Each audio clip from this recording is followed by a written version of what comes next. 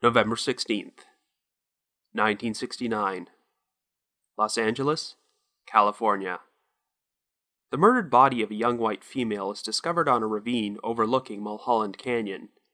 She has been stabbed 157 times, but since she cannot be identified, the victim simply becomes known as Jane Doe 59. 46 years later, DNA testing officially identifies her as 19-year-old Reet Jurvetson, a Canadian citizen who had traveled to LA before she went missing. While there is speculation about potential involvement from the Manson family and a mystery surrounding an alleged unidentified boyfriend, Reet's murder remains unsolved. After that, the trail went cold.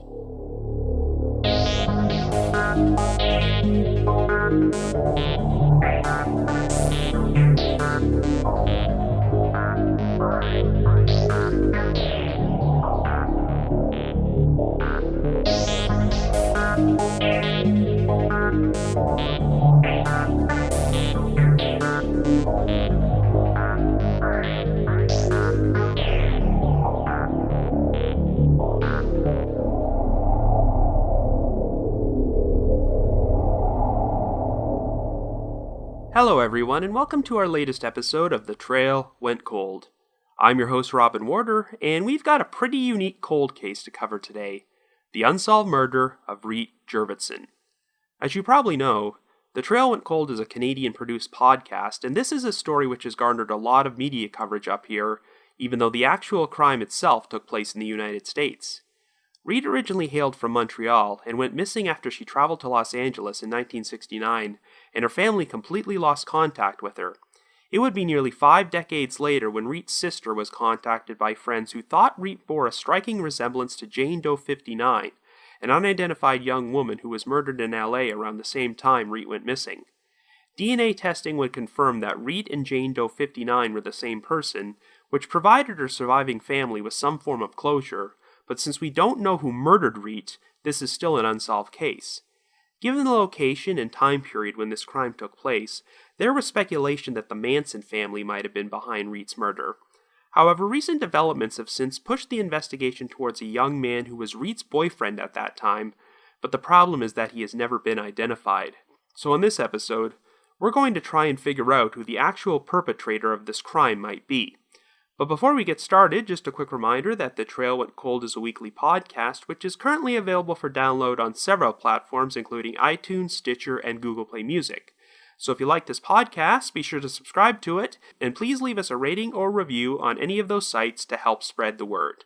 The Trail Went Cold also has its own PayPal account and a donate button on the website. If there's anyone out there who wants to make a donation, we would greatly appreciate it, and we'll be sure to give you a shout out on a future episode. So with all that out of the way, let us now delve into the unsolved murder of Reet Jurvetson.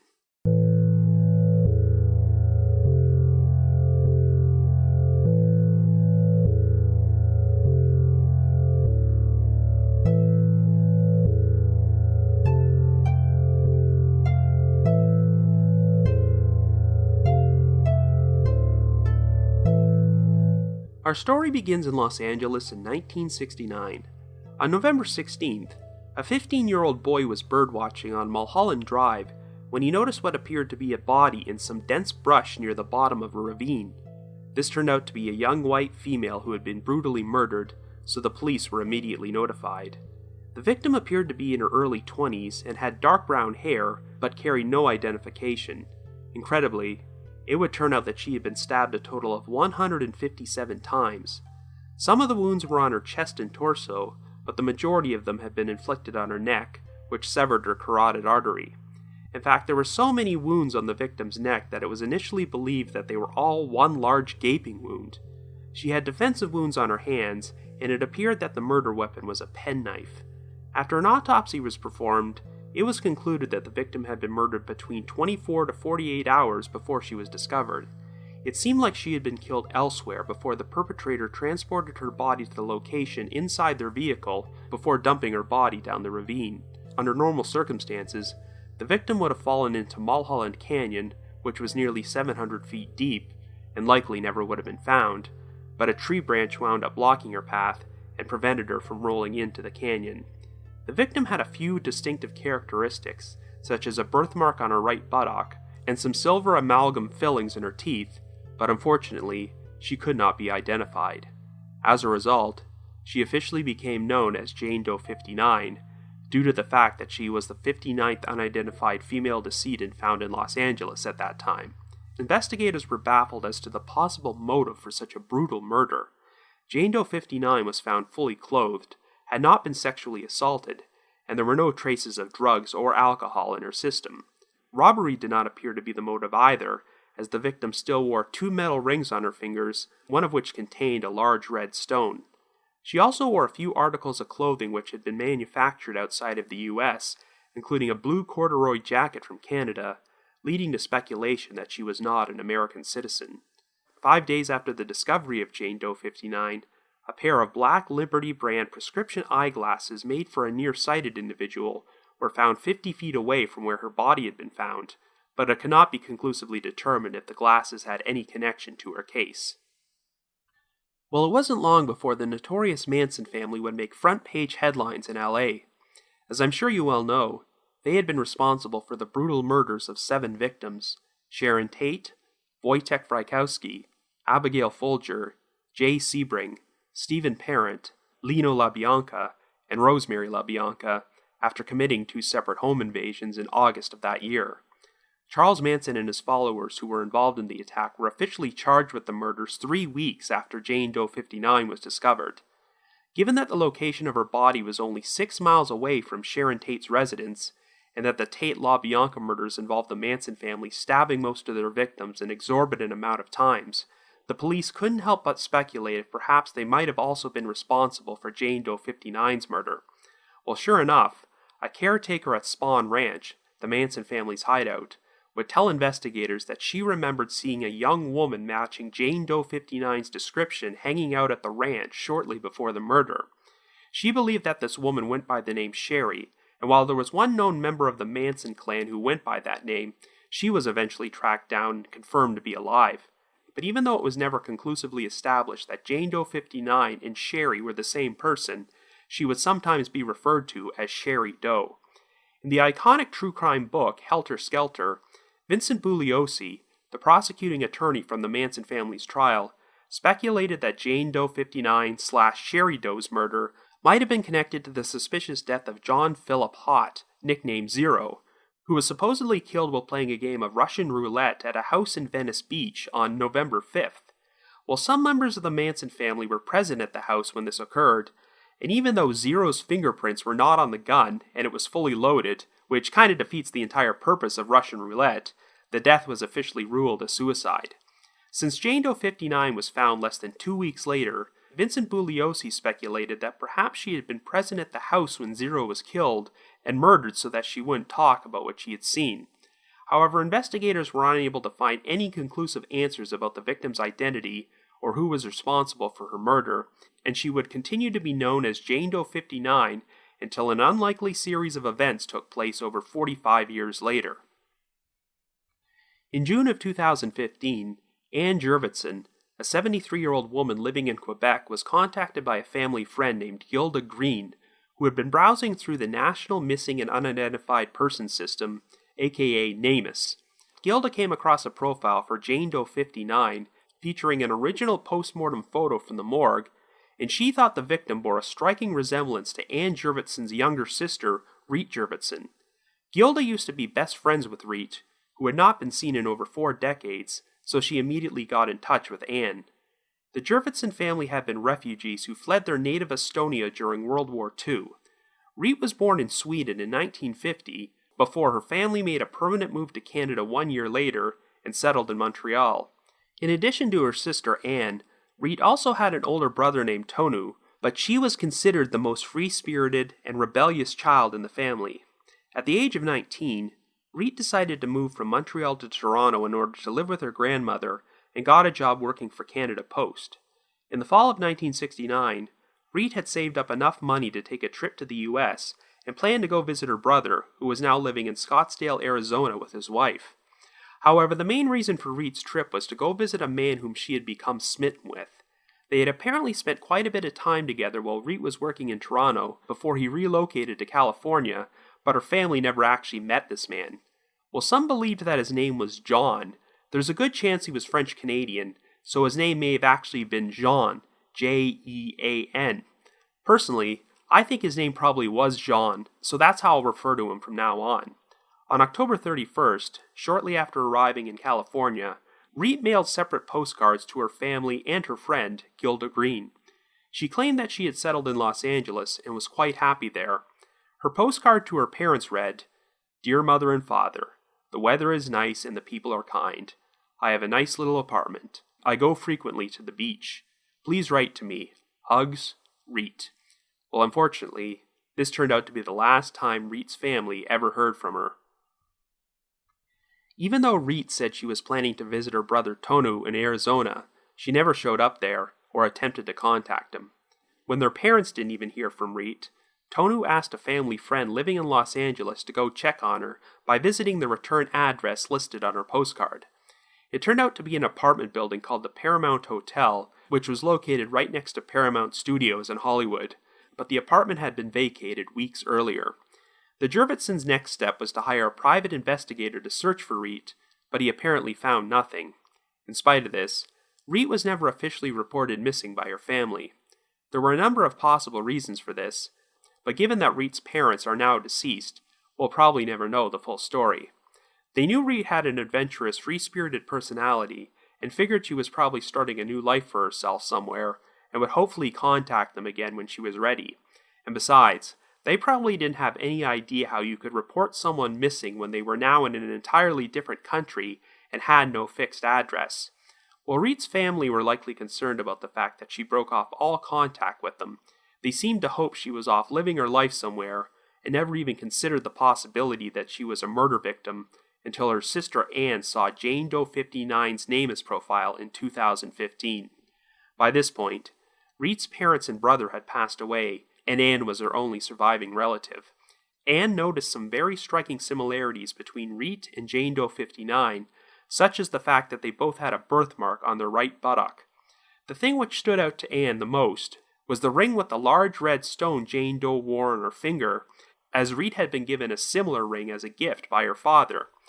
Anne was eventually put in touch with the LAPD cold case unit and submitted her DNA, which would be compared to DNA obtained from a blood sample on Jane Doe's bra. In April of 2016, it was officially announced that the DNA was a match.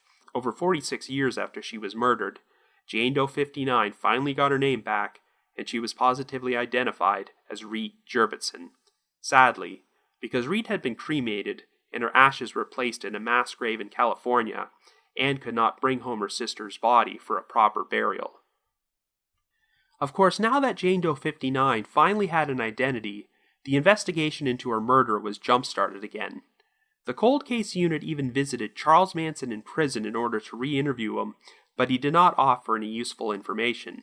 Investigators failed to turn up anyone who had become friends or acquaintances with Reet during her time in Los Angeles, and the only lead was the return address on her postcard for the Paramount Hotel, where she had apparently stayed.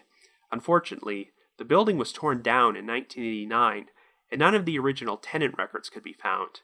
I don't know exactly how this information was obtained, but investigators apparently learned the name of the tenant who lived in the apartment across the hall from Reet. Their name was M. Lindhorst, but it's unknown if this person was a man or a woman, or if they're even still alive. Nevertheless, a public plea was made for this Lindhorst to come forward if they recalled anything about Reet or had any useful information. However, the primary focus of this investigation would be the mysterious Jean, the young man Reet had become infatuated with and traveled all the way to California to visit. Like I mentioned earlier, Reet's family never actually met Jean, and there were very few details about him, but a former friend of Reet's actually recalled meeting him. This man worked as a waiter at a coffee house in Montreal, which Reet liked to frequent, and he remembered Reet and Jean frequenting the establishment together. He remembered Jean having a slight French accent and believed that he had been a medical student. Jean was also described as having a resemblance to Jim Morrison, the iconic singer from The Doors.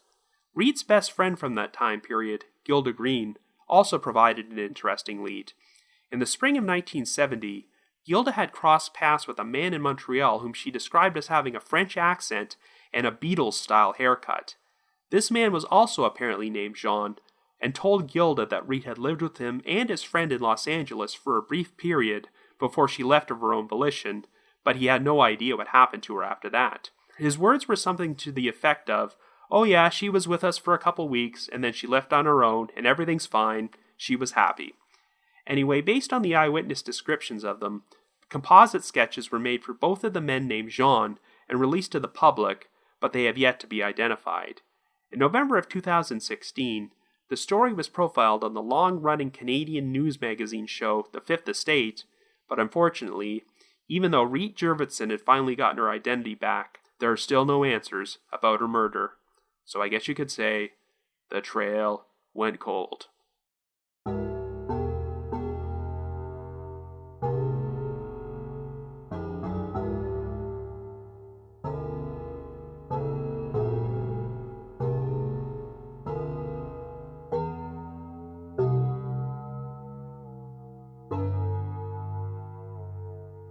Now, this story is quite reminiscent of a podcast episode I released last year about the murders of Dickie Hovey and Eric Jones. As you might recall, both of these young men were murdered in Ontario under very similar circumstances, and their bodies were discovered within 5 months of each other in 1967 and 1968. Both victims remained unidentified John Does for 40 years before clay busts were made of their heads and displayed on television, and they were both eventually recognized by surviving family members and positively identified through DNA testing. Before they were murdered, Dickie and Eric had both left their respective hometowns to travel to Toronto and maintained contact with their families by sending them letters. But after a certain point, the letters just stopped, and Dickie and Eric's family stopped hearing from them, and no one had any idea what happened to them for 4 decades. Well, Reet Jurvetson's story unfolded pretty much the exact same way. She left home and traveled to an entirely different country, ceased contact with her family, and everyone just completely lost track of her until she was matched to an unidentified murder victim decades later. Sadly, the parents of Dickie, Eric, and Reet had all passed away before they found out and never got to learn the full truth about what happened to their children, but at least the victims still had surviving relatives who could provide DNA and help them regain their identities again. The key difference between these stories is while the murders of Dickie and Eric are still officially unsolved, there is a very strong suspect who is currently incarcerated for another murder. In Reet's case, we do have a person of interest, but we don't know his actual identity, so solving her murder after all this time will be a challenge. But let's get back to that in a little bit. For starters, I want to address the fact that Reet was never officially reported missing, which I'm sure many people will have a hard time understanding. Ann Jurvetson and her daughter maintain a website about the case at reetjurvetson.com and posted a statement there to address this.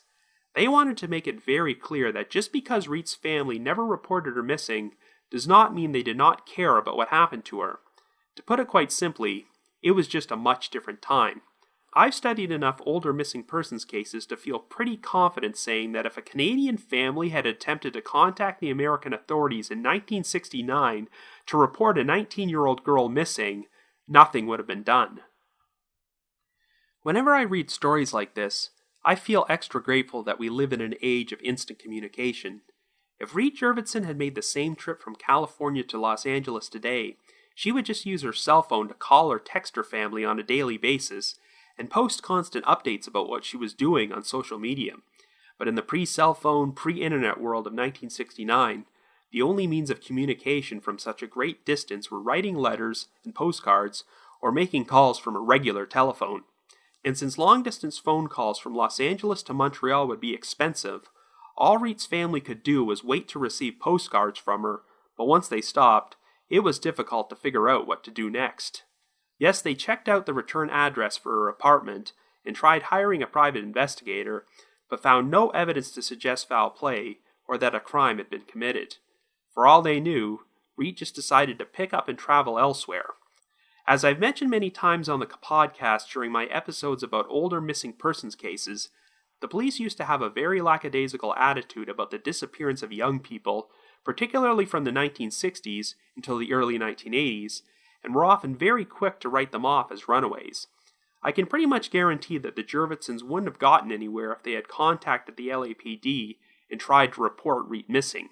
She was an adventurous, free-spirited 19-year-old, so they probably would have just been told that she was an adult and could travel wherever she wanted. This is the exact same problem that the families of Dickie, Hovey, and Eric Jones faced when they tried to report them missing. So I'm sure it must have been a helpless feeling for the Jurvetson family to not know what happened to Reet all those years. However, stories like this one make me very grateful for websites like NamUs and the Doe Network. During the past several years, we have seen a number of cold cases involving unidentified decedents get solved because someone happened to see a photo or a composite sketch of one of these victims and thought they bore a resemblance to a missing person they knew. That's exactly what happened in this case. Given how far from home Reet was when she was murdered, it's something of a miracle that she was able to get her name back after 46 years. So now that one portion of this mystery has been solved, the next step is figuring out who murdered Reet. It was such a brutal, sadistic crime that it might have been a blessing in disguise that her parents didn't live long enough to learn the circumstances of how she was killed. What would compel someone to stab a victim 157 times? Well, given that the Manson family murders were the #1 crime story in the world at that time and happened in close proximity to where Reet was found, it was hard not to think there might be a connection. But before we address this theory, we need to compare Reet's death to another similar unsolved murder which occurred nearly 1 year earlier and was also suspected of being linked to the Manson family. The victim in question was 17-year-old Marina Habe, whose parents were famous writer Hans Habe and actress Eloise Hart. In the early morning hours of December 30th, 1968, Marina returned to her mother's house in West Hollywood and parked in the driveway before she was abducted. Her mother was awakened by some noise and looked outside the window to see a man running towards a black sedan and yelling "Go!" before he jumped inside and the vehicle drove off. Marina's body would be discovered 4 miles away 2 days later, and there were a number of similarities with Reet Jurvetson's murder. Marina's body was at the bottom of a ravine off Mulholland Drive, and this location was only 100 yards away from where Reet's body would be discovered 11 months later. Like Reet, Marina had been stabbed multiple times in the neck, severing her carotid artery, and she also had bruises on her face to indicate that someone had struck her several times. Marina was fully clothed and had not been sexually assaulted, and since her purse was nearby, robbery did not appear to be the motive either. At the time, there were enough similarities to speculate that Marina and Reet were murdered by the perpetrator, and inevitably, rumors started circulating that perhaps the Manson family was responsible for both crimes. However, while there had been an eyewitness sighting of a woman matching Reet's description hanging out at Spahn Ranch, there was nothing to link Marina to the Manson family, particularly since she was attending the University of Hawaii at that time and was only in LA visiting her mother for Christmas break when she was murdered. It's also worth noting that on the night of her death, Marina had been out on a date with a guy named John Hornberg and left his house to return home. But I see no indication that Hornberg was ever considered a suspect, or that he might be the same John who was involved with Reet Jurvetson. Interestingly enough, the body of a third young woman would be discovered in a ravine next to Mulholland Drive during this time period. In May of 1969, 19-year-old Rose Tashman was found about a mile away from the location of Marina's body, though in this particular case, the victim was nude and had been raped before she was strangled to death with a piece of wire. Rose's car was found nearby with a flat tire, so she was likely picked up by the perpetrator, but her murder also remains unsolved. I certainly do not rule out the possibility that the Manson family were responsible for more murders than they were officially linked to, but it often seems like there's a tendency to try and pin every unsolved murder which took place in California during the late 60s and early 70s on them. The main link between the Manson family and the murders of Reet Jurvetson and Marina Habe are the fact that both victims were stabbed many times and their bodies were a couple of miles away from where the Sharon Tate murders took place, but other than that, there's no tangible connection. When Reet was still known as Jane Doe 59, the connection was a bit more compelling because of the one witness who thought that the victim might have been a girl named Sherry who hung around Spahn Ranch. But now that we know Jane Doe's identity and her full backstory, I find it very unlikely she would be hanging around with the Manson family. A lot of young women who spent time at Spahn Ranch were drifters, hitchhikers, and runaways who had no other place to stay. But during the brief time Reet was in California, she had her own apartment in Hollywood, and her whole reason for traveling there in the first place was to meet Jean, a guy she was infatuated with. Unless Jean was connected to the Manson family somehow, I don't see any reason for Reet to wind up at Spawn Ranch. And while the family had not yet been charged with the Tate LaBianca murders at the time Reet was killed, Charles Manson himself and many of his followers had already been arrested and were in custody for other crimes. So while the Manson family have not been completely ruled out as being involved with Reet's murder, it seems like investigators are mostly leaning away from that direction these days, because now that we know Reet's full story, the most compelling theory surrounding her death involves her mysterious, unidentified boyfriend, Jean. Now, since we know virtually nothing about Jean, it's tough to make any assumptions about him possibly being responsible for her death. We also need to talk about his friend, who was also apparently named Jean. To avoid any confusion, I'm now going to refer to boyfriend Jean as Jean number 1, and friend Jean as Jean number 2. We know that Jean number 2 interacted with Reet's friend, Gilda Green, in Montreal a couple months after the murder, and that he claimed Reet was with him and Jean number 1 in Los Angeles for a few weeks before she left. On the surface, this story might seem a little odd because Reet was apparently so infatuated with Jean 1 that she saved up all her money and traveled all the way from Canada to LA just to see him. In her last postcard to her family, Reet made it sound like she was very happy in California and was content to stay there for a while. Unless her relationship with Jean 1 soured in a big way, it's strange that Reet would decide to leave so quickly. But then Jean 2 made it a point to say that Reet was happy the last time he saw her. So there are two possibilities. Either Jean 2 is lying, or Reet crossed paths with someone else who murdered her after she left. The main reason it doesn't seem completely implausible that Reet would leave is that she was planning to travel to Scottsdale, Arizona to visit her brother, Tanu. While on her way out of LA, she could have crossed paths with the wrong person who murdered her and dumped her body in the ravine. That's certainly a plausible scenario if Reet was planning to hitchhike to Arizona and got picked up by a killer, though she had originally planned to hitchhike all the way from Canada to California until her friends and family warned her it was dangerous and convinced her to take a Greyhound bus instead. The big issue is that Reet was stabbed 157 times and was not sexually assaulted, so her murder has all the hallmarks of a rage killing, which would seem to lean towards the perpetrator being someone she knew rather than a random stranger. And this is why it's tempting to point the finger at Jean. If he and Reet had gotten into some sort of fight, or something went horribly wrong which caused Jean to fly into a rage, this would explain the massive overkill. However, there are too many unanswered questions about Jean and Reet's relationship to immediately jump to that conclusion. One thing I'm not entirely clear on is who the apartment at the Paramount Hotel belonged to. In her final postcard, Reet wrote, "I have a nice little apartment," which seems to imply that she rented it. However, the conversation between Jean 2 and Gilda Green almost gives off the impression that he, Jean 1, and Reet were all living together. I know that when the Jurvetsons' family friend checked out the address on Reet's postcard, they discovered that the apartment had been vacated, but I don't believe anyone ever checked the records to confirm who the actual tenant was, and of course, those records are probably long gone by now. But if this apartment belonged to Jean, and he just vacated it around the same time Reet was murdered, then it's a potential red flag that he felt the son need to leave town rather quickly. Now, if Jean 1 lived in that apartment, then the implication seemed to be that Jean 2 was his roommate, and if they left town together, Jean 2 may have been involved in Reet's murder, or at the very least, known what happened. When he told Gilda that Reet left on her own and everything was fine, that might have been nothing more than a cover story. But it's also possible that Jean 1 murdered Reet on his own, and Jean 2 knew nothing about it, and he was just relaying information that Jean 1 had told him. One key piece of evidence which is a major wildcard in this scenario are the prescription eyeglasses found near the murder scene, which belonged to a nearsighted person. It doesn't sound like Jean 1 or Jean 2 were ever seen wearing glasses, but then again, no one is even sure if those glasses actually belonged to the killer or if they were just dropped there by an entirely different person at a different time.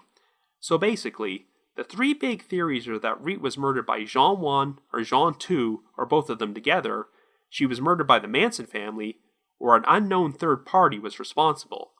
And one more additional complicating factor is the murder of Marina Habe, which took place nearly 1 year earlier.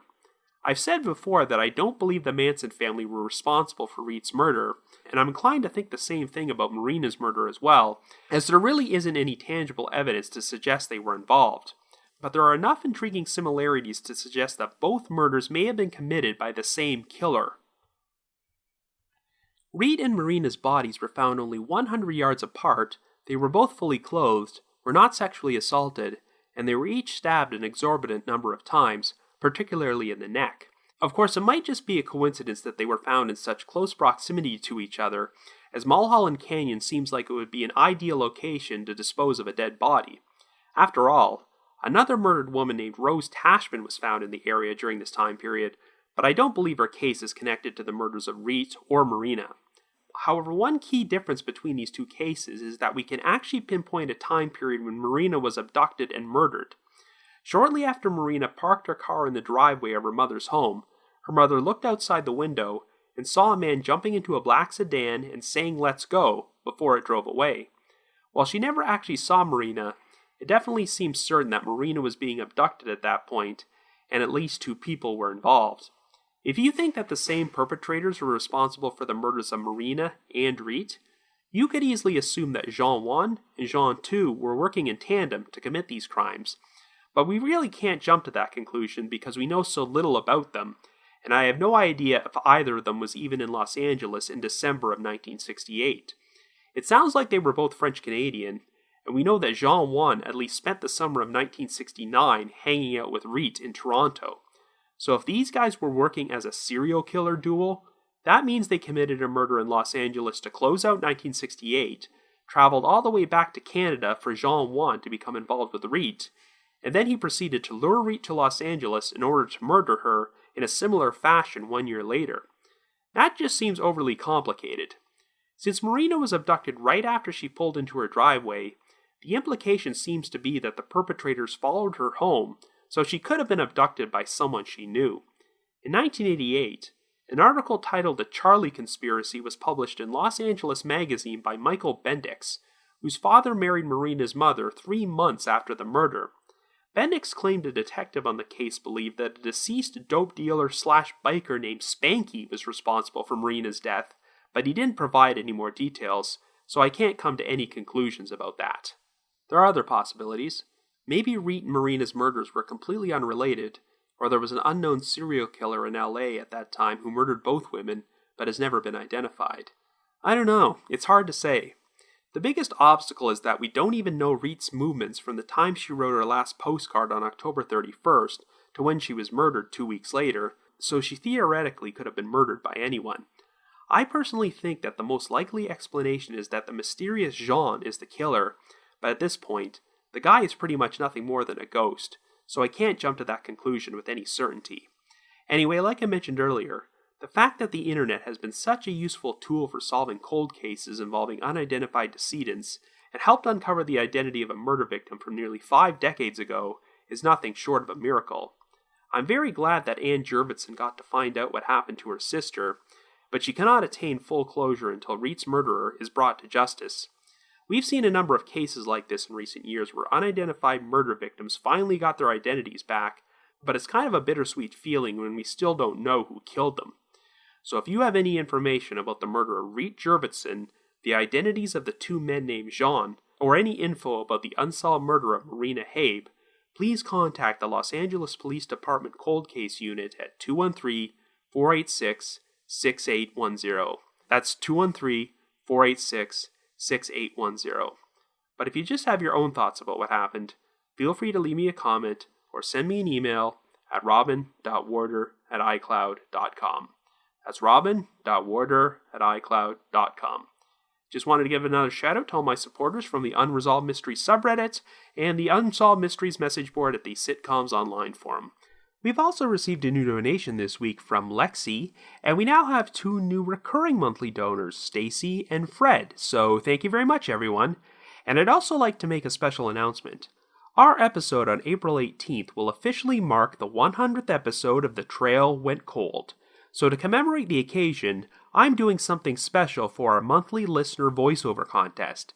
I'm going to be drawing not 1, but 5 winners for this month's contest, who will all get the opportunity to make voice cameos throughout the course of our 100th episode.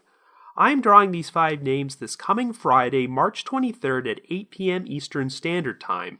If you've already entered the contest before, you're automatically eligible and don't have to do anything, but if you haven't entered yet and would like to do so, send me an email before March 23rd under the subject line Trail Went Cold Contest, naming the one unsolved cold case you would most like to see featured on this podcast. Once again, send me an email under the subject line Trail Went Cold Contest to robin.warder@icloud.com. I need to provide my thanks to Miguel Foote, who edits and assembles this podcast together for me, and Vince Nitro, who is responsible for our creepy music score. If you haven't already, you can like us on Facebook, follow us on Twitter, or leave us a rating or review on iTunes, Stitcher, or Google Play Music. We also have a Facebook discussion group, so if you feel like discussing the podcast or the cases we feature with myself and your fellow listeners, feel free to join, and I'll approve your entry into the group ASAP. I also wanted to mention again that I will be representing the Trail Went Cold by appearing on Podcast Row at CrimeCon, which is being held at the Gaylord Opryland Hotel in Nashville from May 4th to the 6th.